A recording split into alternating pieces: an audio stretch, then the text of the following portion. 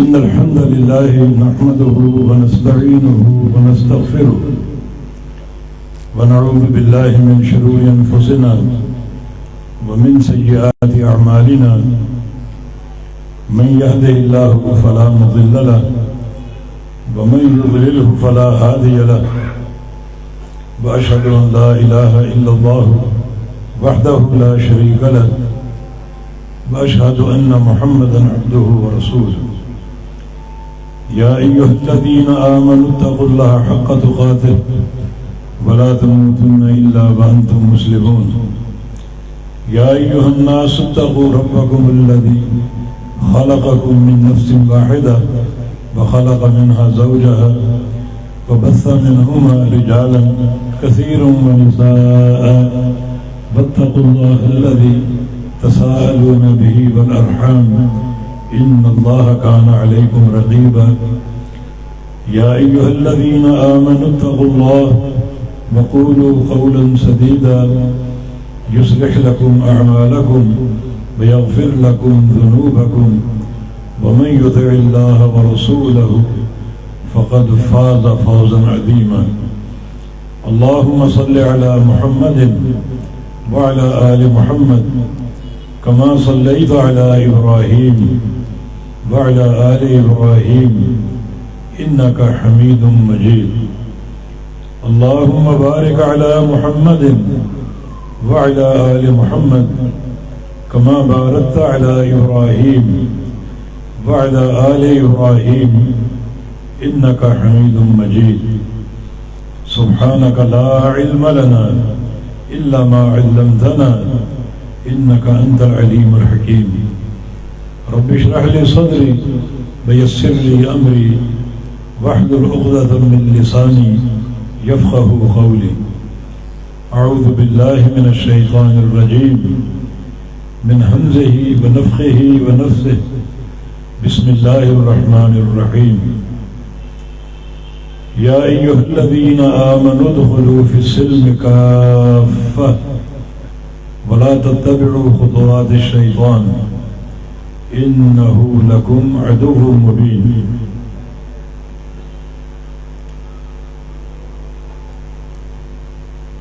رسول کریم صلی اللہ علیہ وسلم کی ایک حدیث آج بہت ہی سمجھ میں آ رہی ہے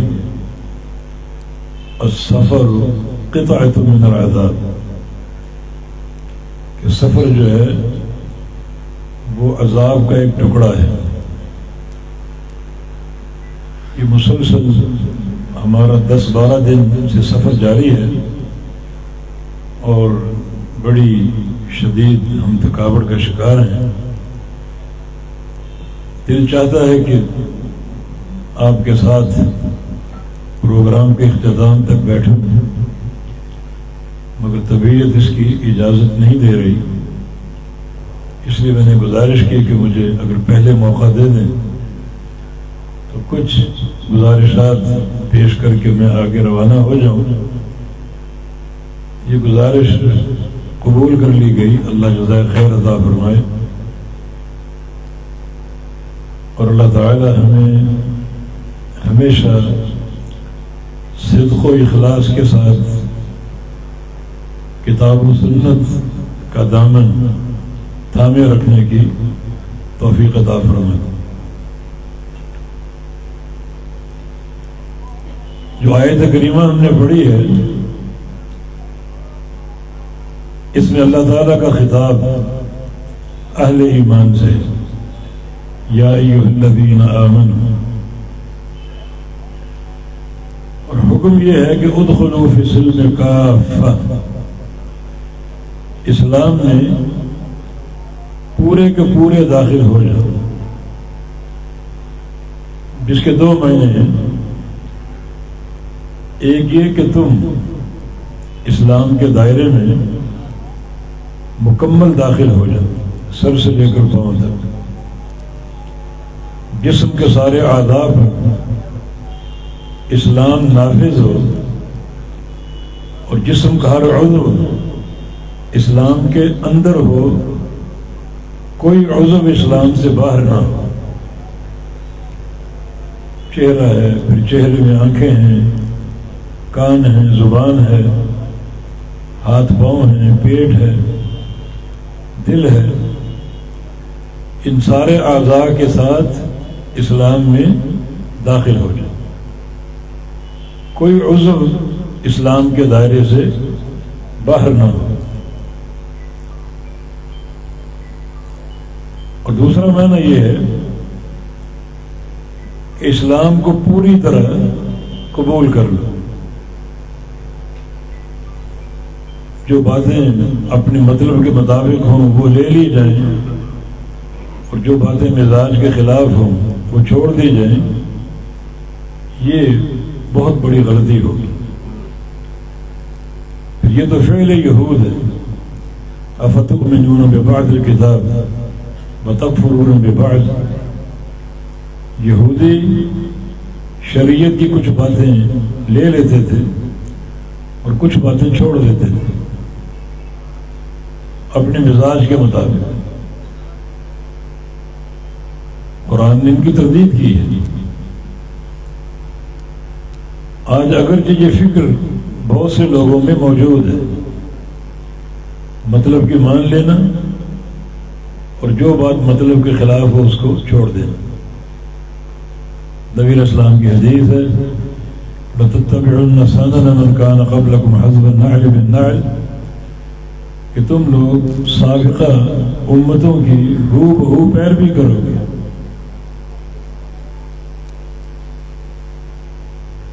حتی لو دخل احد جحر ذنب لدخلتم.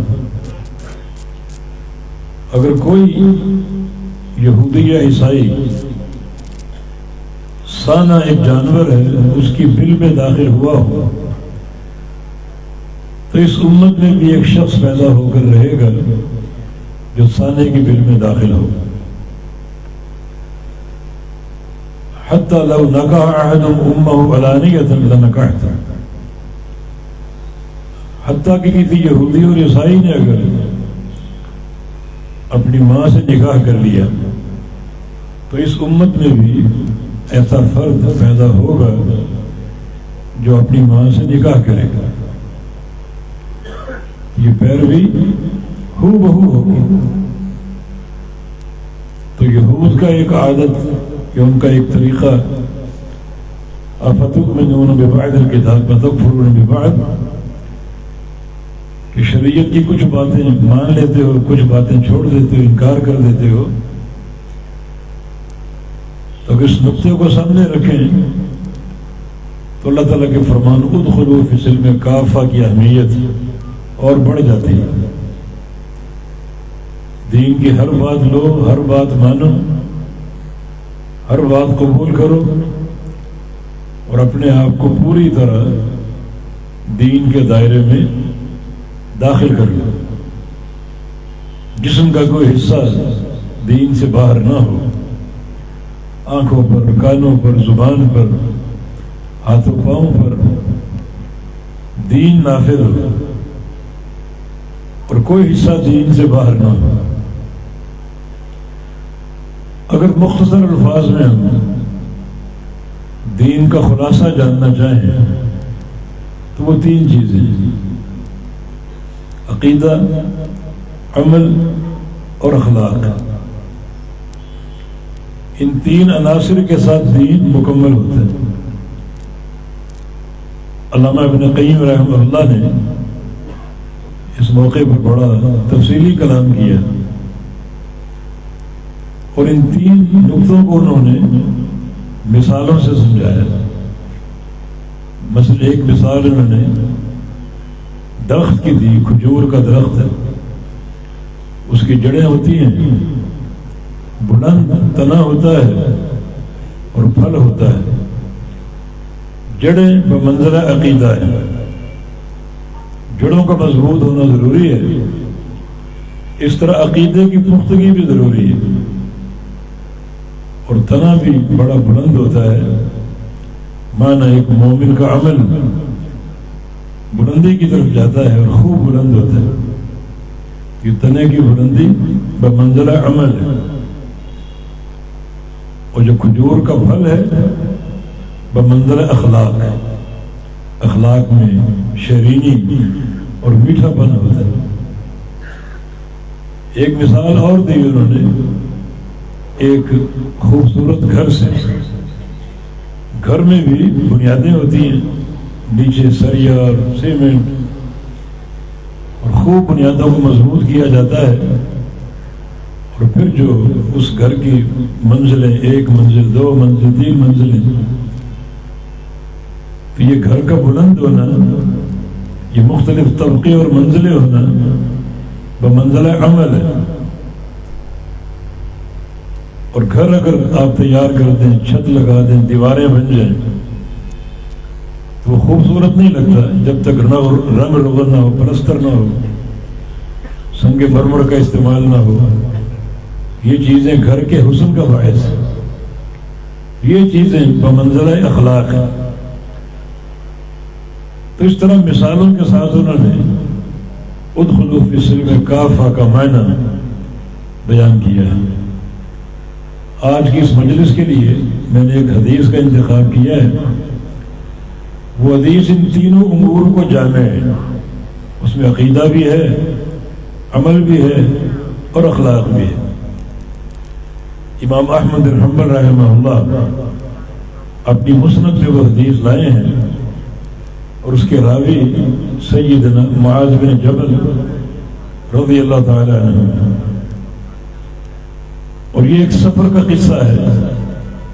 نبی علیہ السلام صحابہ کرام کے ساتھ سفر سے تشریف لا رہے تھے، واپس آ رہے تھے۔ اب کوئی بات نہیں ہوگی، سفر سے واپس تشریف لا رہے تھے، اور ان صحابہ میں سیدنا معاذ بن جبل رضی اللہ عنہ بھی تھے۔ معاذ بن جبل نبی علیہ السلام کے عظیم صحابی اور صاحب مناقب، نبی علیہ السلام نے ایک موقع پر فرمایا تھا، واللہ انی لاحبک، اللہ کی قسم اے معاذ، بلا شبہ میں تجھ سے بہت محبت کرتا ہوں۔ یہ تمیز جناب معاذ کا کہ میں تجھ سے بہت محبت کرتا ہوں۔ اور ایک حدیث میں فرمایا ہے، اعلم الناس بالحلال والحرام، میری امت میں حلال و حرام کا سب سے بڑا عالم معاذ بن جبل ہے۔ اور ایک حدیث میں فرمایا ہے، ان معاذا یأتی یوم القیامہ امام العلماء برتوۃ، کہ معاذ بن جبل قیامت کے دن اس شان سے آئے گا کہ میری امت کے سارے علماء، محدثین، محققین، مفسرین، فقہاء معاذ بن جبل کے پیچھے پیچھے ہوں گے، اور معاذ سب سے آگے آگے چلے گا اور ان کی قیادت کرے گا۔ اور فاصلہ رتوہ دن کا فاصلہ ہوگا، رتوہ یعنی تا حد نگاہ، اور قیامت کی نگاہ بڑی تیز ہوگی، بصرک الیوم حدید، تا حد نگاہ معاذ آگے ہوں گے اور امت کے سارے علماء اور محدثین پیچھے پیچھے ہوں گے۔ یہ ان کا شان اور ان کا مقام ہے۔ اور اللہ نے موت بھی عظیم الشان عطا فرمائی۔ شام کے علاقوں میں مصروف جہاد تھے، اسلامی لشکر کا پڑاؤ امواس مقام پر تھا، اور وہاں اچانک طاعون آ گیا، اور طاعون میں اس کی لپیٹ میں آ گیا اور ان کی موت واقع ہو گئی۔ اور نبی علیہ السلام کا فرمان ہے، والمطعون شہید، کہ طاعون کے مرض سے مرنے والا انسان شہید ہے۔ تو اللہ تعالیٰ نے شہادت کی موت دے دی۔ اس وقت ان کی عمر صرف 38 سال تھی، یعنی جوانی ہی میں چلے گئے۔ بڑا علم چھوڑ کر گئے اور بڑی عظیم الشان حدیثیں امت کے لیے روایت کی اور بیان کی۔ اس حدیث کے راوی بھی وہی ہیں، مسند احمد کی حدیث ہے، اور یہ سفر کا قصہ ہے۔ معاذ بن جبل رضی اللہ عنہ گھوڑے پر سوار ہیں، اور نبی علیہ السلام بھی گھوڑے پر سوار ہوں، اور ان کی خواہش تھی کہ میں اپنی سواری اللہ کے پیغمبر کی سواری کے قریب لے جاؤں۔ ایک مسئلہ پوچھنا تھا، ایک بات کرنی تھی، اور بڑا بہترین موقع تھا یہ سفر کا۔ چنانچہ بار بار کوشش کرتے، لیکن کوئی نہ کوئی اور سواری بیچ میں حائل ہو جاتی۔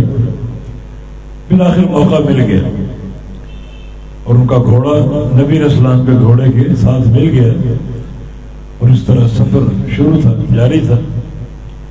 نبی علیہ السلام کام کہتے کہ معاذ میرے قریب آنا چاہتے ہیں اور مجھ سے ملنا چاہتے ہیں۔ آپ نے پوچھا ما حاجتک یا معاذ، معاذ آپ کی کیا حاجت ہے، کیا ضرورت ہے آپ کی کہ آپ میرے قریب آنا چاہ رہے ہیں؟ عرض کیا کہ جئتک فی حاجت ہی امرضتنی واثقلتنی، جو میری حاجت ہے وہ ایسی ہے کہ اس کے بارے میں سوچ سوچ کر میں بیمار پڑ چکا ہوں اور میں بوجھل ہو چکا ہوں، اور ایک بے قراری مجھ پر قائم رہتی ہے، ایسی حاجت ہے میری۔ فرمایا کہ بتاؤ تو کیا حاجت ہے؟ عرض کیا کہ دلنی علی عمل اذا عملته دخلت الجنہ، بس اس عمل کی نشاندہی کر دیجیے بندے کے الفاظ میں۔ ویسے تو قرآن ہمارے پاس ہے، حدیث ہمارے پاس ہے، اور آپ کی پوری سیرت طیبہ ہمارے سامنے ہے، مگر بندے کے الفاظ میں بتائیے وہ کون سا عمل ہے، مرکزی اور بنیادی عمل، جس کے کر لینے سے مجھے اللہ تعالی جنت میں داخل کر دے، میں اللہ کی مار سے بچ جاؤں، اللہ کی ناراضگی سے بچ جاؤں، جہنم کی آگ سے بچ جاؤں، اور مجھے جنت کا داخلہ ملا۔ یہ میری حاجت ہے۔ ظاہر ہے کوئی دنیا کی حاجت تو نہیں ہے، نہ دنیا کی ہرس تھی، نہ لالچ تھی، نہ کوئی دنیا کی دولت کی طلب تھی۔ یہ وہ اس راستے کے راہی ہیں جن کی منزل آخرت ہے، جن کی سوچ کا، عمل کا، ہر حرکت کا محور آخرت ہے۔ وہ دنیا کا نہیں سوچتے تھے، دنیا کی طلب ان کے اندر نہیں تھی، جب بھی سوچا آخرت کا سوچا، یہی بات سوچتے رہتے ہیں۔ اور آج اسی بات کا اظہار کر دیا کہ اس عمل کی بندے ٹکے الفاظ میں وضاحت کر دیجیے جس کو اپنا لینے سے مجھے جنت کا داخلہ ملا۔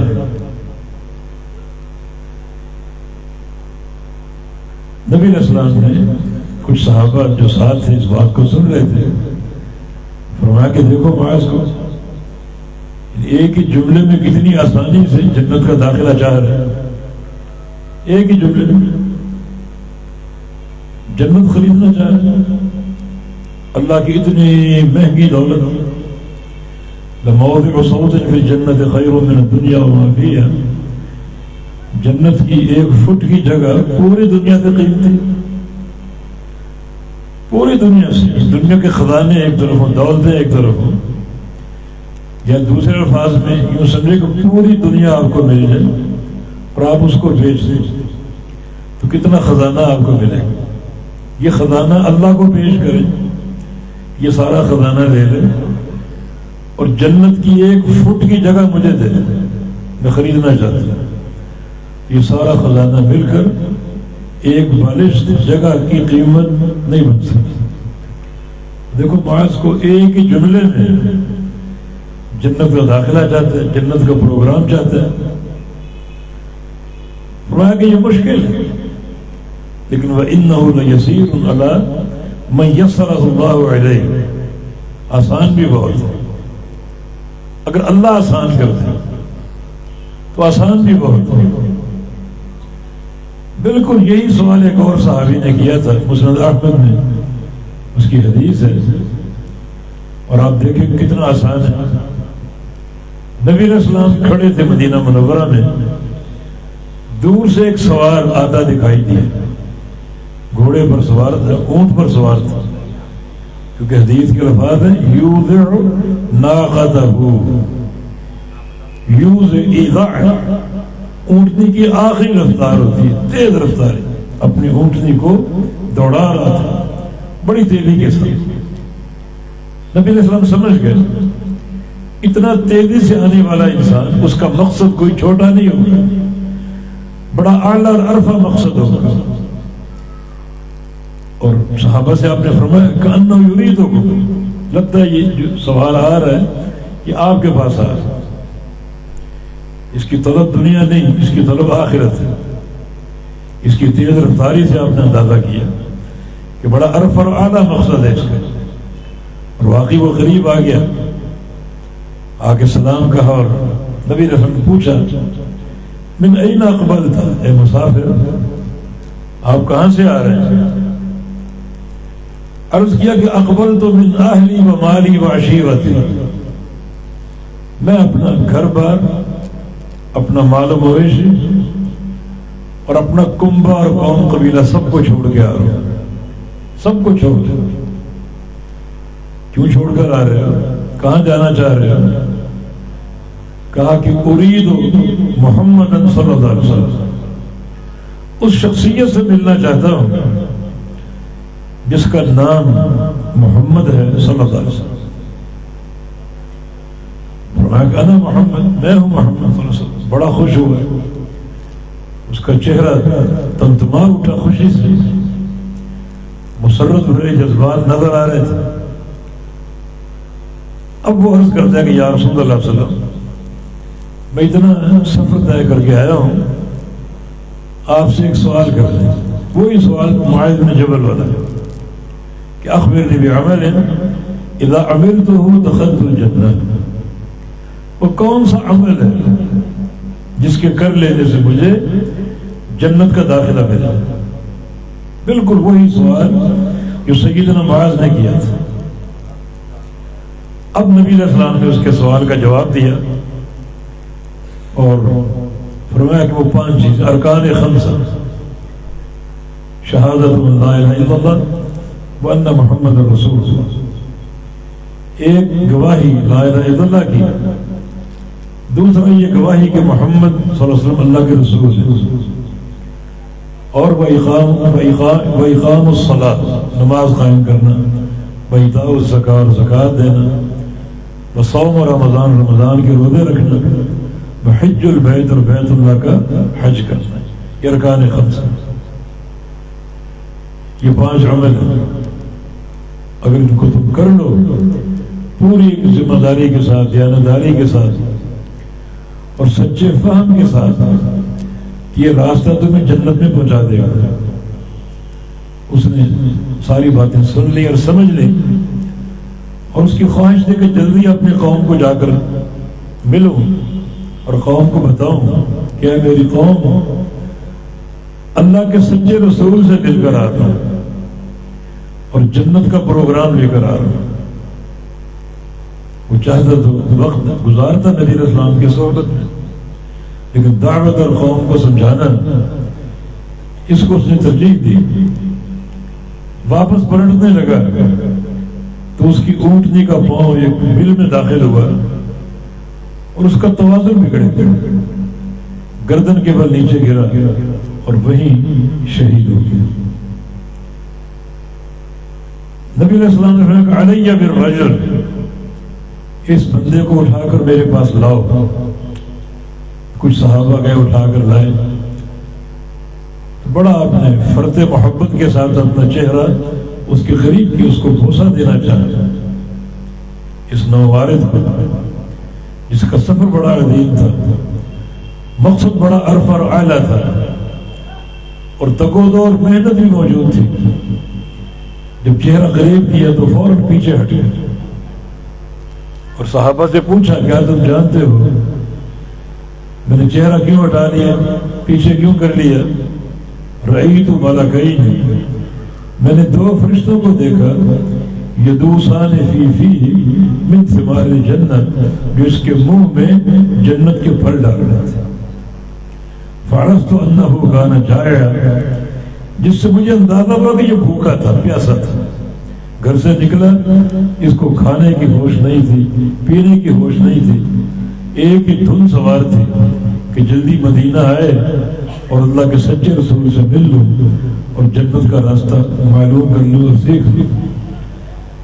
تو اللہ تعالیٰ کی ضیافت مہمان نوازی اس میں کوئی تاخیر نہ رہی. روح نکلتی ہے اور اللہ کی ضیافت پہنچ جاتی ہے.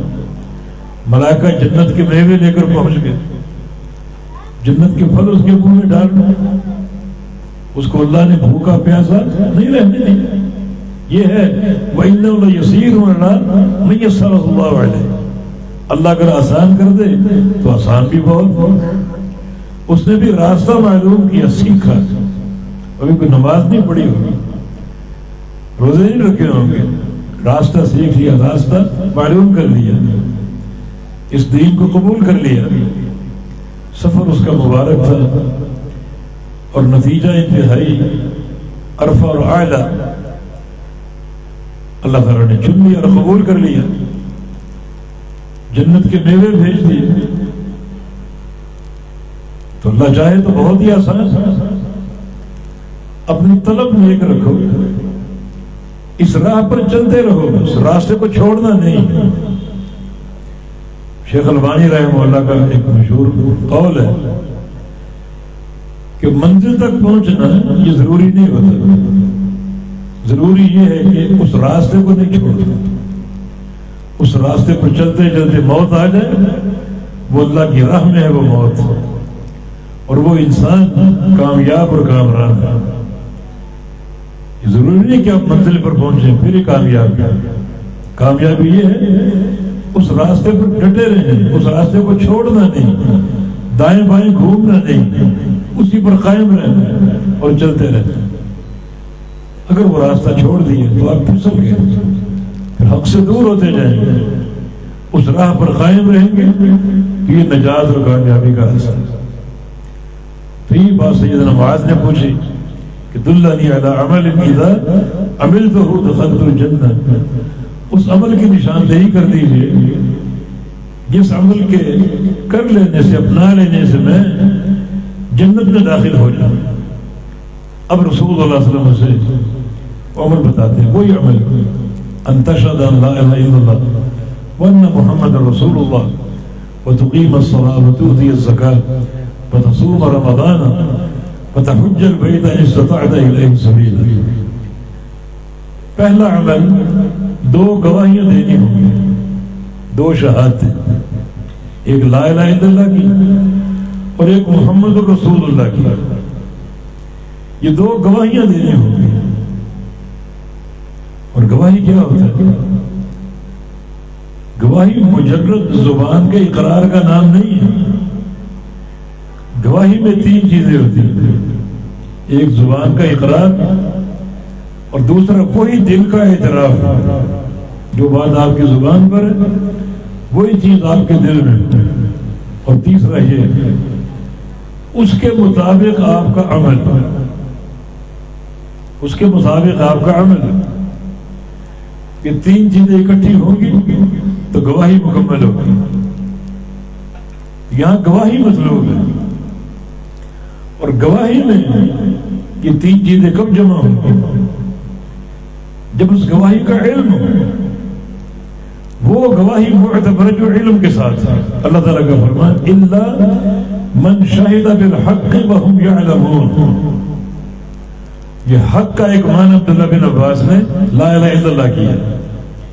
گواہی دے لا الہ الا اللہ کی, وهم يعلمون, وہ جانتے ہوں لا الہ الا اللہ کو. خالی زبان کا جمع خرچ نہیں, لا الہ الا اللہ کی گواہی دے اور اس کو جانتے بھی ہوں کہ لا الہ الا اللہ کیا ہے, اس کے تقاضے کیا ہیں, اس کا معنی کیا ہے, کس طرح کی شہادت مطلوب ہے. علم کے بغیر گواہی نہیں ہوتی. ہمارے ایک ساتھی یہاں غالباً عدالت میں ملازم ہیں, ان سے پوچھ مختلف مقدمے آتے ہیں, کیس آتے ہیں, اور کس طرح گواہوں پر جرا ہوتی ہے. دو وکیل کھڑے ہوتے ہیں, آپ گواہی دینے پہنچ گئے تو مخالف وکیل آپ پر جرح کرے گا، اس گواہی کے مطالعے کا، آپ کی تفصیلات جانے کا. کہیں جھول آ گیا تو جج آپ کو نکال دے گا کمرہ عدالت سے، مسترد کر دے گا کہ آپ کو پتہ ہے خاک گواہی دینے ہے. اور جس گواہی کی یہاں بات ہو رہی وہ اعظم الشہادہ ہے، کائنات کی سب سے بڑی گواہی ہے، رب تعالیٰ کی توحید کی اور اس کے نبی کی رسالت کی. کوئی گواہی اس کا مقابلہ نہیں کر سکتا. یہ بغیر علم کے کیسے معتبر ہو؟ اس گواہی کا علم ہی نہ ہو کیسے معتبر ہو؟ گواہی شرط ہے. ظاہر ہے کہ جنت کا راستہ کچھ سطحی راستہ تو نہیں. پوری گہرائی کے ساتھ آپ جانتے ہو لا الہ الا اللہ، ان تشہد ان لا الہ الا اللہ، گواہی دو لا الہ الا اللہ، پوری ایک ذمہ داری کے ساتھ اور پورے فہم و ادراک کے ساتھ گواہی دو لا الہ الا اللہ. جنت کا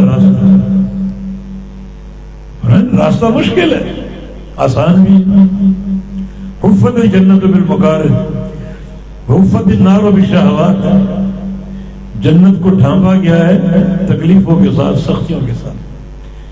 جنت کی نعمتیں بہت خوبصورت ہیں، حور و قصور ہیں اور نہریں ہیں اور پھل ہیں اور بے تحاشا نعمتیں، مگر راستہ کانٹوں بھرا ہے، راستہ کٹھن.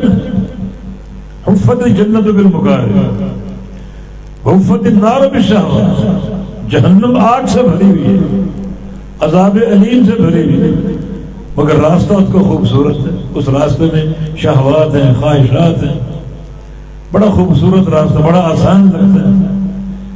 اس لیے وہ لوگ جن کے پاس علم کی گہرائی نہیں ہے اس آسان راستے کی لپیٹ میں آ جاتے ہیں، اور جن کے پاس معرفت ہے انہیں معلوم ہے یہ راستہ تکلیفوں بھرا ہے، بڑا کٹھن ہے، مگر انجام بڑا خوبصورت. جنت کی صورت جہاں روزانہ اللہ تعالیٰ کے چہرے کا دیدار ہوگا، خوبصورت ٹھکانہ، راستہ تکلیفوں سے بھرا ہوگا، تکلیفوں سے بھرا ہوگا. اور یہ معاملہ اسی عقیدہ توحید سے واضح ہوتا ہے. اپنے عقیدے کو چھوڑنا، اپنے خاندان کے عقیدے کو، اپنے باپ دادا کے نظریات کو بڑا مشکل ہوتا ہے. ایک اللہ کی توحید کی گواہی دینا اور سارے معبودان باطلہ کا انکار کر دینا مشکل ہوتا ہے. یہی تو کفار قریش نے کہا تھا جب پیارے پیغمبر نے دعوت دی لا الہ الا اللہ کی، ایھا الناس قولوا لا الہ الا اللہ، تو نے کیا کہا تھا؟ کفار قریش نے کیا کہا تھا؟ اجعل الآلہۃ الہ واحد، کہ تمہارے اس کلمے کا معنی یہ ہے، اس دعوت کا معنی یہ ہے کہ معبود صرف ایک ہی. اس کا معنی ہمارے جو معبود ہیں، جو ہمارے گھروں میں خاندانوں میں پوجے جاتے ہیں، لات و منات و عزیٰ ہے، نائلہ ہے، خانہ کعبہ میں 360 بت ہیں ہمارے معبود. معنی سارے باطل سب کو چھوڑ دیں. یہ چھوڑنا مشکل. اکبر نام لیتا ہے خدا کا اس زمانے، مشکل ہے بڑے. اس زمانے نے توحید کو مشکل بنایا، تو راستہ ہے کٹھن، تکلیفوں سے بھرا ہوا، لیکن ہے ضروری. جنت کا داخلہ اس لا الہ الا اللہ اور محمد رسول اللہ کے بغیر ممکن نہیں، مگر خالی تلفظ کی حد تک نہیں، نطق اور تکلم کی حد تک نہیں، پورے فہم کے ساتھ، پوری بصیرت کے ساتھ، شرع صدر کے ساتھ گواہی دے لا الہ الا اللہ کی.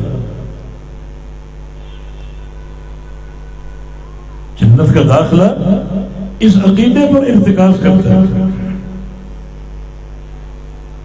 نبی علیہ السلام سے جب ابوبکر صدیق رضی اللہ عنہ نے سوال کیا، وہ طویل قصہ مسند احمد کے شروع میں سوال کیا تھا، ما نجات هذا الامر، محور نجات کیا ہے، وہ کون سا نقطہ ہے، اگر وہ ہو تو نجات مل جائے گی چاہے اور کوئی نیکی نہ ہو، اور اگر وہ نہ ہو تو نجات نہیں ملے گی چاہے دامن میں نمازیں ہوں، روزے ہوں، تہجد ہوں، حج ہو، عمرے ہوں۔ بڑا بدل نکا سوال۔ تو آپ نے کیا جواب دیا؟ من قبل من الکلمۃ التي عرضت على عمي فردها علي فهي له نجاة۔ جس بندے نے وہ کلمہ قبول کر لیا جو میں نے اپنے چچا پر پیش کیا، اس بد نصیب نے ٹھکرا دیا اسے، ابو طالب قبول نہیں کیا۔ وہ کلمہ محور نجات ہے، اگر وہ موجود ہے تمام تر شہادت کے ساتھ نجات مل جائے۔ عمل میں کمی ہو، اللہ تعالیٰ چاہے اس کی مشیت ہے توحید کی برکت سے ابتدائی سے جنت کا داخلہ دے دے اور گناہ سارے معاف کر دے، اور چاہے تو گناہوں کی سزا دے، لیکن بالآخر جہنم سے نکالا جائے گا اور جنت میں داخل ہوگا۔ یہ محور نجات ہے۔ صحیح مسلم میں حدیث، نبی علیہ السلام سے دو باتیں پوچھی گئی، من موجبتان یا رسول اللہ، وہ دو چیزیں کون سی ہیں جو واجب کرنے والی، یعنی قیامت کے دو ہی ٹھکانے، جنت اور جہنم۔ جنت کو واجب کرنے والی چیز کون سی اور جہنم کو واجب کرنے والی چیز کون سی؟ من موجبتان۔ بڑا قیمتی سوال ہے، سمجھے کہ ایک آخری معاملہ، وہ کون سا عمل ہے، کون سی شے اور کون سا نقطہ ہے جس سے جنت واجب ہو جائے گی، جنت ضرور ملے گی، اور وہ کون سا نقطہ ہے جس سے جہنم ضرور ملے گی، مجھے بتا۔ تو آپ نے جواب بھی مختصر سا ارشاد فرمایا، آپ کو جوامع الکلم دیے گئی، فرمایا من مات لا یشرک باللہ شیئا دخل الجنہ ومن مات یشرک باللہ شیئا دخل النار۔ بس جو بندہ مرا شرک کر رہا تھا، شرک پر موت آ گئی، اس کے لیے جہنم واجب ہو گئی۔ بس اس کے دامن میں چاہے تہجد ہو، نمازیں ہوں، روزے ہوں، حج عمرے ہوں، جہاد ہو، جو مرضی کر لے، اگر شرک کرتا ہے اس کے لیے جہنم واجب ہو گئی۔ مات لا یشرک باللہ شیئا دخل الجنہ۔ جو بندہ اس طرح مرا کہ زندگی میں توحید پر قائم رہا، حتیٰ کہ موت توحید پر آئی، وہ یقیناً جنتی۔ گناہ اگر ہوں گے اللہ تعالیٰ چاہے تو توحید کی برکت سے وہ گناہ معاف کر دے اور جنت کا داخلہ دے دے، اور چاہے تو ان کی سزا دے دے، لیکن بالآخر وہ جنت میں داخل ہو کر رہے گا۔ یہ دو واجب کرنے والی چیز، بڑا عظیم سوال اور بڑا جامع جواب ہے۔ یہ دو چیزیں موجب، مانا جنت اور جہنم کے درمیان جو چیز حائل ہے سب سے مرکزی طور پر وہ توحید باری تعالیٰ۔ توحید قبول کر لو گے جنت، اور توحید میں رکھنا ہو چاہے وہ ایک ذرے کے برابر کیوں نہ ہو جہنم میں، وَأَن تَشْهَدَ أَن لَا إِلَهَ إِلَّا اللَّهُ۔ معاذ تم نے جنت کا راستہ پوچھا، گواہی دو لا الہ الا اللہ کی۔ یہ گواہی علم کے ساتھ، پورے فہم اور ادراک کے ساتھ۔ آسان سی بات، لا الہ نفی، الا اللہ اس بات۔ لا الہ ایک چیز کی نفی کر، الا اللہ ایک چیز کو ثابت کر۔ جس چیز کی نفی ہو رہی اس نفی کو ماننا، جس چیز کو ثابت کیا جا رہا ہے اس کے اس بات کو ماننا، خلاص۔ کوئی لمبی چوڑی بات اس میں نہیں ہے، بڑا آسان نہیں۔ لا الہ نفی کا کلمہ، نفی کا جملہ ہے، اس کا معنی کوئی معبود نہیں، ماننا کوئی معبود نہیں ہے، نہ کوئی درگاہ، نہ کوئی جبہ قبہ، نہ کوئی مزار والا، نہ قبر والا، نہ آستانے والا، نہ کوئی حجر، نہ کوئی شجر، کوئی معبود نہیں ہے۔ نفی کو الا اللہ، ایک چیز کو ثابت کر رہا ہے کہ سچا اور حق معبود اللہ ہے. مانا کیا؟ معبود حق ایک ہی ہے اور وہ اللہ. بس دل میں ہر شرک کا انکار موجود ہے. شرک کا آغاز نوح علیہ السلام کی قوم سے ہوا. اس دور میں 5 تن لوگوں نے مانے تھے.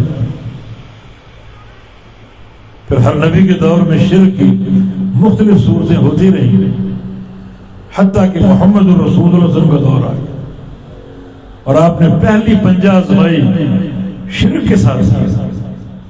مشرکین مکہ ان کے گنے چنے معبود تھے. 360 بت خانہ کعبہ میں تھے. باقی چند نام آتے ہیں گنے چنے پڑے. دور آگے بڑھتا گیا اور یہ ہمارا دور آ گیا.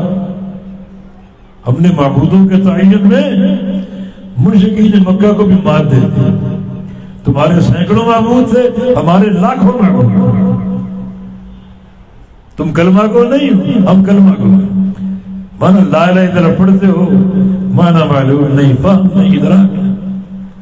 کوئی فائدہ نہیں اس کلمے کا, کوئی فائدہ نہیں جب تک صحیح فہم نہ ہو. ہم نے بتایا شہادت 3 چیزوں سے ملتی: زبان کا اقرار اور دل کا اعتراف اور جسم کے سارے اعضاء اس اقرار اور اعتراف کے مطابق عمل کریں. بندہ زبان سے پڑھے لا الہ الا اللہ اور دل میں کیا ہو؟ غیر اللہ کے نام ہو, دل میں بت خانہ ہو, تو اس پڑھنے کا فائدہ نہیں جب تک دل میں بھی لا الہ الا اللہ نہ آ جائے. زبان پر ہو, دل میں ہو, جسم کے اعضاء شرک کرتے ہیں. کسی درگاہ پہ سجدہ, کسی قبر کا طواف, غیر اللہ کے نام پر ذبح کرنا, غیر اللہ کے نام پر نیازیں, نظریں, منتیں. تو عمل اس عقیدے کے خلاف شہادت نہیں بنے گی. شہادت ان 3 نقطوں کو جمع کر کے بنے گی, تب اللہ کی معتبر ہوگی اور قابل قبول ہوگی. راستہ آسان نہیں, راستہ بہت مشکل. عقیدے کو کوئی نہیں چھوڑتا, باپ دادا کے مذہب کو کوئی نہیں چھوڑتا الا یہ کہ اللہ کی توفیق ہو. تو معاد یہ گواہی دینی لا الہ الا اللہ کی. دوسری گواہی وَأَنَّ مُحَمَّدًا عَبْدُهُ وَرَسُولُهُ, یہ أَنَّ محمد رسول, محمد اللہ کا رسول ہے صلی اللہ علیہ وسلم. یہ بھی گواہی دینی, یہ بھی زبان سے, دل سے اور عمل سے. زبان پر کیا ہو؟ محمد رسول اللہ صلی اللہ علیہ وسلم.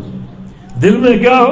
آپ اللہ کے سچے رسول, میں ان کی تصدیق کرتا ہوں. عمل میں کیا ہو؟ ہر عمل نبی علیہ السلام کی اطاعت میں, نبی علیہ السلام کی فرما برداری میں, اتباع میں ہو, ورنہ شہادت ختم ہو جائے گی. زبان اور دل میں کچھ اور ہے, عمل کچھ اور کہہ رہے, عمل کچھ اور چلنی کھا رہے. وہ گواہی معتبر نہیں ہوگی. یا گواہی مطلوب ہے وَانْتَشْهَدَ أَنَّ مُحَمَّدًا رَسُولُ اللَّهِ, گواہی دے کہ محمد اللہ کا رسول ہے. رسول ماننے کا معنی اب پوری زندگی آپ کے تابع ہے. الدنیا سجن المؤمن, اور یہ دنیا قید خانہ ہے.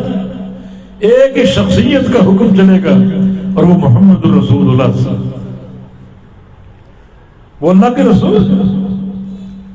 تو گواہی تبھی مکمل ہوگی جب تینوں چیزیں ساتھ ساتھ, تینوں چیزیں ساتھ ساتھ.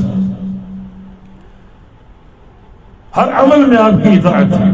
نماز آپ کے طریقے سے, حج آپ کے طریقے سے, روزے آپ کے طریقے سے, خوشی غمی آپ کے طریقے سے, تجارت اور معیشت آپ کے طریقے سے, کھانا پینا آپ کے طریقے سے, اٹھنا جاگنا آپ کے طریقے سے, ہر شے پر آپ کی مہر. یہ معنی رسول اللہ کی گواہی ہے. کسی معاملے میں اطاعت کے دائرے سے باہر نہیں نکلنا, اور یہی معنی اللہ کے فرمان ادخلوا فی السلم کافہ, اسلام میں پورے آ جاؤ. اقرار کے ساتھ آؤ, اعتراف کے ساتھ آؤ, عمل کے ساتھ آؤ, جسم کے سارے اعضاء کے ساتھ آؤ. پوری طرح اسلام میں داخل ہو، ایک ایک بات کو مانو، ایک ایک حکم کو مانو، یہودی نہ بنو۔ افتؤمنون ببعض الکتاب وتکفرون ببعض، کچھ کو مانتے ہو اور کچھ کو نہیں مانتے۔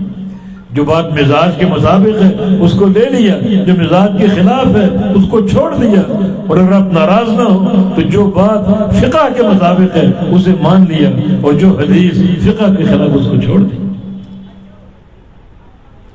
ادخلوا فی السلم کافہ کے خلاف، محمد رسول اللہ کی گواہی کے خلاف۔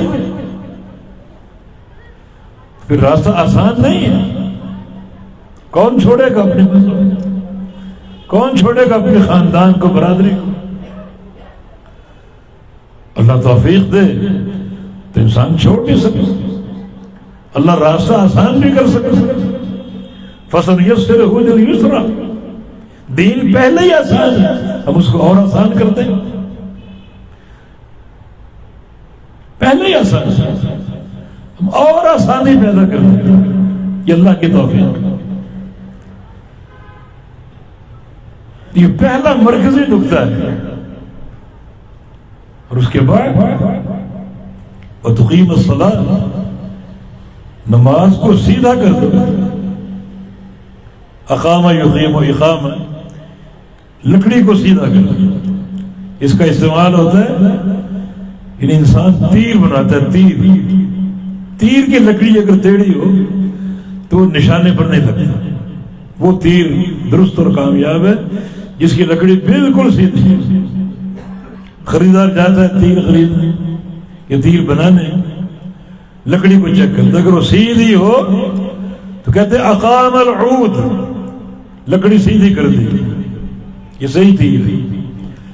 اس طرح تقیم الصلاۃ، نماز کو سیدھا کرو، اور نماز سیدھی ہو ہی نہیں سکتی جب تک پوری نماز پر محمد رسول اللہ صلی اللہ علیہ وسلم کے طریقے کی تنفیذ نہ ہو۔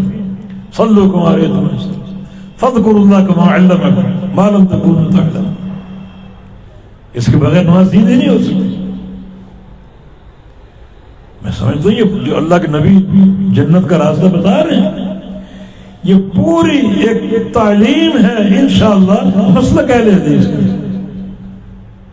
اللہ کی توحید کی گواہی ان تینوں امور کے ساتھ، رسول اللہ کی رسالت کی گواہی ان تینوں امور کے ساتھ، پھر نماز کی اقامت بالکل سنت مصطفیٰ علیہ السلام کے مطابق۔ دنیا سنت کے دامن کو چھوڑ چکی، نماز پڑھتی ہے، باپ کی نماز، دادا کی نماز، قوم کی نماز، پیروں کی نماز، بزرگوں کی نماز، نبی علیہ السلام کا نام نہیں۔ عشق ہے، محبت کے دعوے ضرور ہیں، نماز کیسے پڑھو گے؟ جیسی برادری میں پڑھی جاتی، یہ گواہی نہیں ہے۔ نہ جنت کے راستے کو اختیار کرنے کی باتیں ہو رہی ہیں۔ وتقیم الصلاۃ، نماز کو سیدھا کر کے پڑھو، سیدھا کر دو نماز کو۔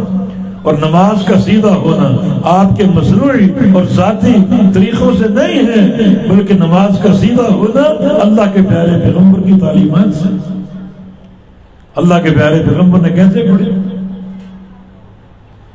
بعض صحابہ نے، بعض لوگوں نے تھوڑی سی بھی غلطی کی، آپ نے قبول، دوبارہ پڑھو، پھر پڑھی، یہ بھی نہیں ہوئی، پھر پڑھ کر آؤ، پھر پڑھی، یہ بھی نہیں ہوئی، پھر پڑھ کر آؤ۔ اہمیت ہے نا آخر سے۔ تو تقیم الصلاۃ، نماز کو سیدھا کرو، پھر اس کے بعد توتی الزکاۃ، زکوٰۃ دو، وتصوم رمضان، رمضان کے روزے رکھو، وتحج البیت، اور بیت اللہ کا حج کرو۔ یہ ارکان خمسہ نبی علیہ السلام کی ایک حدیث میں ان پانچوں ارکان کا ذکر ہے۔ بنی الاسلام علی خمس، شہادت ان لا الہ الا اللہ وان محمد رسول اللہ واقام الصلاۃ وایتاء الزکاۃ وصوم رمضان وحج البیت من استطاع الیہ سبیلا، وہی بات، پانچ ارکان۔ اس سے یہ ثابت ہو رہا ہے ہر مکلف کی پہلی ذمہ داری ان پانچوں ارکان کو لینا اور سمجھنا، ان کو سمجھنے میں محنت کرنا پہلی ذمہ داری۔ باقی کام بعد میں، باقی امور بعد میں۔ پہلا کام آپ کا کیا ہے؟ ارکان خمسہ کو پہچانو اور معرفت کا حق ادا کرنا. یہ جنت کا پروگرام ہے نا، جنت کا راستہ، تو معرفت کا حق ادا کرنا. جو معاذ نے سوال کیا اس کا جواب پورا ہو گیا. ابھی انہوں نے بتایا آپ نے قسم کھا کے فرمایا کہ معاذ مجھے تجھ سے بہت محبت. تو اپنے محبوب کو تحفہ دیا جاتا ہے، اور دین اسلام میں سب سے قیمتی تحفہ دین کا ہوتا ہے، نصیحت اور خیر خواہی کا ہوتا ہے، دنیا کی چیزوں کا نہیں. تو آپ نے معاذ کو اور علم دینا چاہا. معاذ ٹھہرو، سوال جواب پورا ہو گیا. آپ نے جنت کا راستہ پوچھا، جواب ہم نے پورا دے دیا. اب آپ کو کچھ اور باتیں بتانا چاہتے ہیں. الا ادلک علی ابواب الخیر، معاذ تیری رہنمائی کروں خیر کے دروازوں کی طرف. سمجھو کہ خیر بند ہے ایک کمرے میں، ایک محل میں، دروازے مقفل ہیں. دروازے کھلے تو خیر کے خزانوں کی طرف جا سکو، وہ خزانے سے بیٹھ سکو. دروازے بند ہیں. تمہیں بتاؤں وہ دروازے کیسے کھلیں گے اور تم خیر کے خزانوں تک کیسے جا سکو گے؟ 3 چیزیں فرمایا. الصوم جنت، پہلی شے روزہ ڈھال ہے، نفلی روزہ. یہ ڈھال ہے، قبر میں بھی ڈھال ہوگا اور قیامت کی دنیا میں بھی. صحیح معنی میں روزہ رکھو گے تو روزہ دنیا میں گناہوں کے مقابلے میں ڈھال بن جائے گا. روزہ قبر میں لے کے جاؤ گے تو یہ روزہ اللہ کے عذاب کے مقابلے میں ڈھال بن جائے گا. نبی علیہ السلام کی حدیث ہے، جو ہی میت کو قبر میں اتارا جاتا ہے اللہ کا عذاب اس پر جھپٹتا ہے، حملہ کرتا ہے. اس کا پہلا نشانہ اس کا سر ہوتا ہے، تو سر کی طرف نماز ہے، اس کے سجدے ہیں وہ کھڑے ہو جاتے ہیں، اس کا عقیدہ کھڑا ہو جاتا ہے چٹان کی طرح، اور عذاب کو اندر داخل نہیں ہونے دیتا. پھر عذاب دائیں طرف آتا ہے، دائیں طرف صدقہ اور زکوٰۃ کھڑی ہوتی ہے، اللہ کے عذاب کو ٹالتی. بائیں طرف آتا ہے، بائیں طرف روزہ ڈھال بن جاتا ہے، عذاب کو آگے بڑھنے نہیں دیتا ہے. اور پاؤں کی طرف آ کر حملہ کرتا ہے تو پاؤں کی طرف 2 اعمال کا ذکر ہے. ایک رات کا قیام اور تہجد، دوسرا مشی الی المساجد، مسجد میں چل کے جانا نماز پڑھنے کے لیے. یہ قدم جو ہے یہ کھڑے ہو جائیں گے اور اللہ کے عذاب کو ٹالیں گے، حتیٰ کہ اللہ کا عذاب بول پڑے گا لم اجد لہ منفذا، اس بندے میں داخل ہونے کے لیے مجھے کوئی راستہ نہیں مل رہا، کوئی سوراخ تک نہیں مل رہا. ہر طرف اس کا عمل کام آ رہا ہے. تو روزہ بھی ڈھال بن رہا ہے، قیامت کے دن بھی ڈھال بنے گا. اور یہ ابواب خیر میں سے نفلی روزوں کا اہتمام کیا کرو. ہم صرف رمضان کے روزوں پر اکتفا کر کے بیٹھ جاتے ہیں، اور بھی بہت سے مسنون روزے ہیں، بہت سے مسنون روزے، پیر کا، جمعرات کا، ایام 20 کے 3 روزے. اور پیغمبر اسلام کا فرمان احب الصیام الی اللہ صیام داؤد، اللہ کو سب سے پسندیدہ روزے داؤد علیہ السلام کے لگتے تھے. ایک دن روزہ رکھتے، ایک دن افطار کرتے. یہ ابواب خیر میں سے. اور دوسرا عمل والصدقۃ تطفئ النار، صدقہ جو ہے نا یہ آگ کو بجھا دیتا ہے. اور ایک حدیث صدقۃ تطفئ غضب الرب، رب تعالیٰ کے غضب کو بجھا دیتا ہے. انسان اگر صدقہ کرے اس کا صدقہ اللہ کے غصے کو بجھا دیتا ہے، اور اللہ کو قیامت کے بڑا غصہ ہوگا. حدیث شفاعت اس کی دلیل ہے. لوگ انبیاء کے پاس جائیں گے شفاعت کا مطالبہ کرنے، آدم علیہ السلام کے پاس، نوح علیہ السلام کے پاس، ابراہیم علیہ السلام کے پاس، موسیٰ اور عیسیٰ علیہ السلام کے پاس، شفاعت کے لیے کہ اللہ حساب و کتاب شروع کر دے، ابہام کی کیفیت ختم ہو. صدیاں گزر گئی میدان محشر میں کھڑے کھڑے، اور سارے انبیاء کیا کہیں گے؟ ان ربنا غضب اليوم غضبا لم يغضب قبله مثله ولن يغضب بعده مثله. ہمارا رب آج غصے، اسے ایسا غصہ کبھی نہیں آیا اور ایسا غصہ کبھی نہیں آئے گا. وَالصَّدَقَةُ تُطْفِئُ غَضَبَ الرَّبِّ، یہ صدقہ اللہ کے غصے کو ٹھنڈا کر دیتا ہے، ابواب خیر میں سے۔ اور تیسرا وَالصَّلَاةُ فِي جَوْفِ اللَّيْلِ، رات کی تنہائی میں اٹھے اور تہجد پڑھے، قیام اللیل کا اہتمام کرے۔ یہ 3 ابواب خیر ہے۔ اگر 3 عمل کرو گے تسلسل کے ساتھ اللہ تعالیٰ آپ کے لیے خیر کے دروازے کھول دے۔ لوٹ لو خزانے، رحمت باری تعالیٰ کو سمیٹ لو۔ اے معاذ، تجھے اور علم دینا چاہتا ہوں، اور علم دینا چاہتا ہوں۔ اللہ ادلک اللہ راس هذا العمل وعمودہ وذروۃ صنامہ۔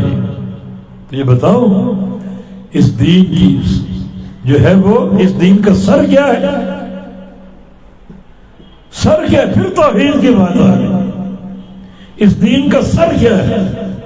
مانا یہ بات بڑی اہم ہے کہ آپ کا سر سلامت ہے تو آپ سلامت ہیں، آپ کا سر کاٹ دو تو یہ ڈھانچہ سر کٹی لاش بن جائے گا۔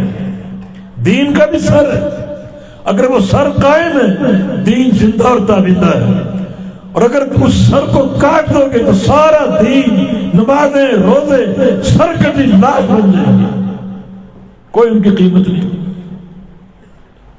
بندے کی سر کٹ گیا، لاش بن گئی، کون رکھے گا؟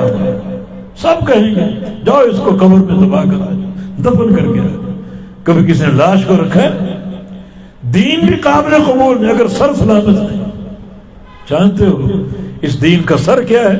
2 طرح کی حدیثیں، ایک ہے راس هذا الامر الاسلام، پورا اسلام جو ہے جس کی بنیادیں آپ نے سن لی، جس میں توحید بھی، نمازیں، روزے بھی، یہ اس دین کا سر ہے، ارکان 5۔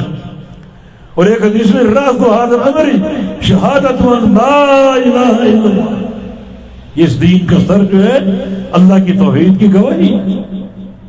مانا یہ توحید اگر موجود ہے تو دین کا سر سلامت ہے، اور اگر توحید میں دراڑ آ گئی، خلل آ گیا تو آپ کا سارا دین، چاہے روزانہ کے تہجد ہو، روزانہ کی نمازیں ہو، فرائض ہو، نوافل ہو، روزے ہو، ہر سال کا حج ہو، ہر مہینے کا عمرہ ہو، یہ سارا دین آپ کا سر کٹی لاش بن جائے گا، کوئی اس کی قیمت نہیں ہوگی۔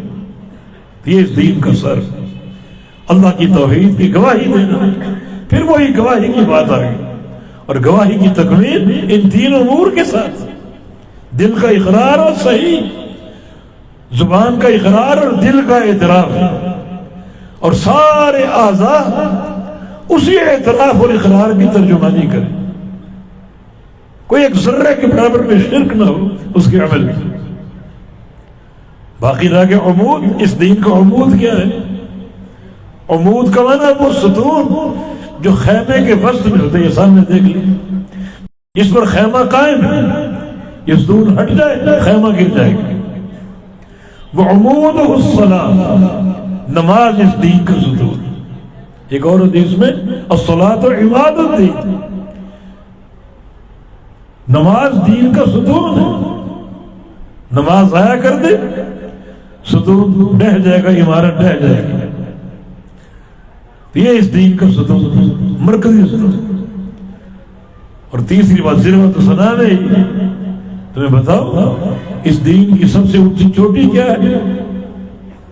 وہ چوٹی جہاد ہے، چاہے وہ قلمی جہاد ہو، چاہے وہ تلوار کا جہاد ہو، چاہے وہ زبان کا جہاد ہو، بلکہ زبان کا جہاد جہاد اکبر، کتاب و سنت کے اسلحے سے مسلح ہو کر کفر اور شرک کی دھجیاں کو گھیرنے کے لیے جہاد کرو، کفر کو مٹانے کے لیے۔ یہ جہاد ہمیشہ جاری ہے، دن رات جاری ہے۔ تلوار کا جہاد آج ہے اور کل نہیں، یہ بھی ضروری۔ بعض گردنیں اسلام کے مقابلے میں کھڑی ہو جاتی ہیں، ان گردنوں کو کاٹنے کے لیے تلوار چلانا ضروری ہے، کبھی ہے اور کبھی نہیں، مگر جہاد زبان کا ہمیشہ جاری، ہمیشہ قائم۔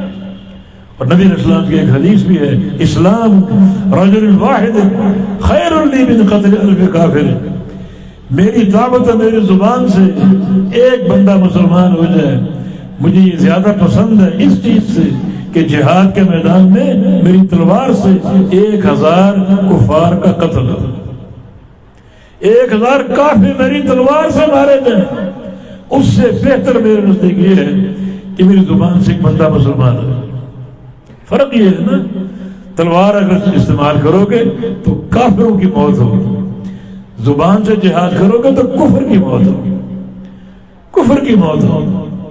اور اگر زبان استعمال کرتے جاؤ، دعوت دیتے جاؤ، کفر اور شرک مٹتا جائے، لوگ عقیدہ توحید کو قبول کرتے جائیں، تو آہستہ شرک مٹ جائے گا، کفر مٹ جائے گا۔ لیکن کفار کو مارو گے کفر نہیں مٹے گا، کچھ کافر مٹ جائیں گے، وہ بھی ضروری ہے۔ کچھ سینے تن کر کھڑے ہوتے ہیں، اسلام کے خلاف تدبیریں کرتے ہیں، سازشیں کرتے ہیں، ان سینوں کو ہٹانا، ان گردنوں کو کاٹنا ضروری ہے۔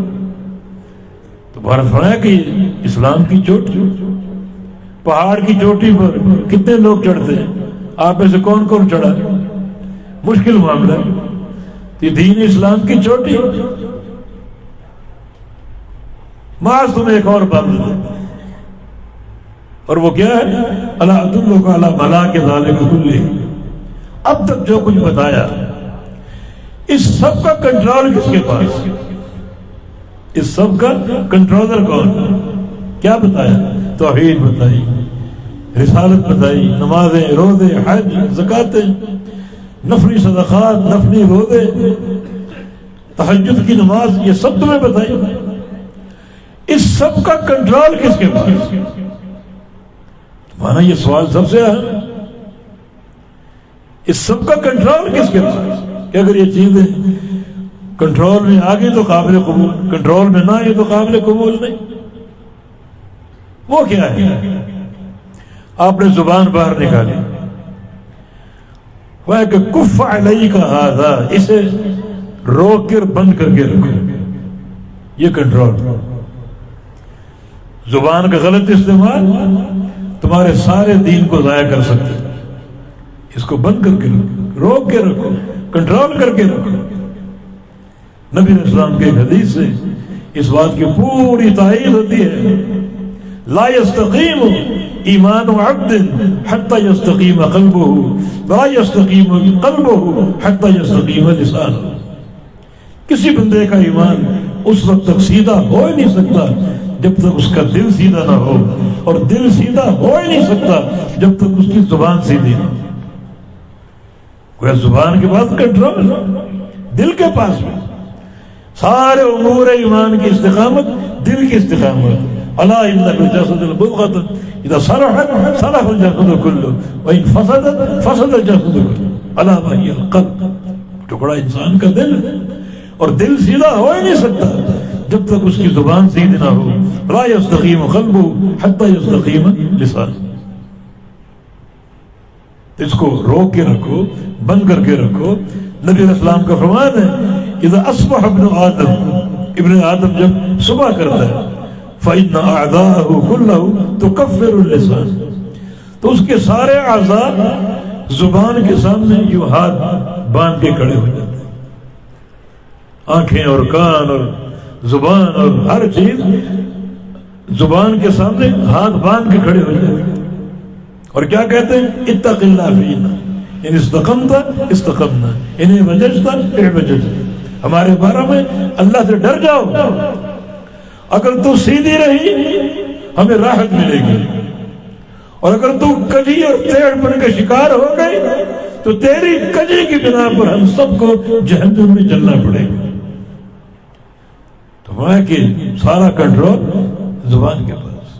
جو عورت صدقے دیتی تھی اور نمازیں پڑھتی، نوافل کا اہتمام کرتی، لیکن تؤذی جیران بلسانہا، اپنی زبان سے لوگوں کو دکھ پہنچاتی تھی، فہی فی النار، یہ خاتون جہنم میں جائے گی۔ نمازیں روزے کہاں گیا؟ زبان کے استعمال نے سب برباد کر دی۔ اس پر معاذ تھوڑا سا متعجب ہوئے، اَإِنَّ لَنُؤَاخَذُ بِأَلْسِنَتِنَا، یا رسول اللہ زبان پر پکڑ ہوگی، چھوٹا سا ٹکڑا اپنی زبان، اس پر پکڑ ہوگی۔ فرمایا کہ تربت یمینک یا معاذ، تیرا دایاں ہاتھ خاک آلود ہو۔ یہ کلمہ پیار کا، بددعا کا نہیں۔ وَهَلْ يَكُبُّ النَّاسَ فِي نَارِ جَهَنَّمَ عَلَى مَنَاخِرِهِمْ إِلَّا حَصَائِدُ أَلْسِنَتِهِمْ، لوگوں کو زیادہ تر اوندھا کر کے جہنم کی آگ میں پھینکنے والی چیز جو ہے وہ لوگوں کی زبان ہے. زیادہ تر لوگ جہنم میں جائیں گے اپنی زبانوں کے بنا. تو یہ ایک ہی حدیث جو ہے اس میں عقیدہ، عمل اور اخلاق تینوں موضوعات جمع ہیں. اللہ نے حدیث پوری بیان کرنے کی توفیق دے دی، اللہ ہمیں عمل کی بھی توفیق دے دی، سچا فہم عطا فرما دے. اور اللہ تعالیٰ یہ باتیں قبول فرما لے. اگر درست ہیں، غلط ہیں تو اللہ تعالیٰ ہمیں اصلاح کی اور غلطی ٹھیک کرنے کی توفیق عطا فرما دے. اللہ ہمارے عقیدوں کو ٹھیک کر دے، ہمارے عمل کو سنوار دے، ہمارے اخلاق کو ٹھیک کر دے. اور اسی طرح پورا دے. کچھ لوگ عقیدے میں مضبوط ہوتے ہیں، اخلاق اچھے نہیں ہوتے، عمل میں کمزوری ہوتی. نہیں، ادخلوا فی السلم کافہ ولا تتبعوا خطوات الشیطان. اسلام میں پورے آ جاؤ اور شیطان کی پیروی مت کرنا. وہ روکنے کی کوشش کرے گا، برگلانے کی کوشش کرے گا، تم پوری طرح دین اسلام میں آ جاؤ. ہر عمل کے ساتھ، عقیدے کے ساتھ، عمل کے ساتھ، معاملات کے ساتھ، اخلاقیات کے ساتھ پوری طرح اپنے اوپر اسلام کا رنگ چڑھا لو. اور جو اسلام کا دائرہ ہے اس میں پوری طرح داخل ہو جاؤ. یہی موجب نجات ہے، یہی کامیابی کا راستہ. تو اللہ تعالیٰ نے حدیث معاذ کو سمجھنے اور عمل کرنے کی توفیق عطا فرما دے. میں محترم ڈاکٹر امان اللہ صاحب کا اور اپنے شاگرد عزیز، دونوں ہمارے شاگرد ہیں، امین محمد امین، شاکر حافظہم اللہ، اور جو بالکل رفقا جو اس پروگرام کے روح رواں ہیں اور جن کی جہود اور مساعی سے یہ پروگرام جو ہے وہ منعقد ہوا، ان کا شکریہ بھی ادا کرتا ہوں. اور اللہ مزید فضل، اللہ تعالیٰ اور توفیق دے کہ وہ اسی طرح سرگرمی کے ساتھ، اخلاص کے ساتھ، بے لوث ہو کر اپنے دین کی، مسلکی عقیدے کی خدمت کریں. اس طرح دعوتی پروگرام جاری و ساری رہے اور اللہ تعالیٰ ان پروگراموں کو کامیابی سے ہمکنار فرما دے. اللہ تعالیٰ اخلاص کی دولت سے مالا مال فرما دے. اقول قولی ھذا واستغفر اللہ لی ولکم وآخر دعوانا ان الحمد للہ رب العالمین.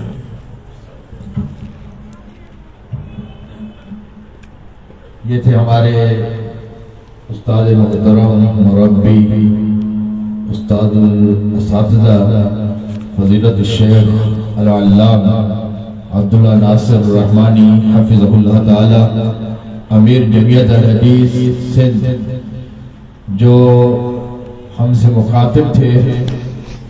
میں شیخ صاحب سے ایک گزارش کروں گا دعائیہ کلمات کے لیے. ہمارے ایک عزیز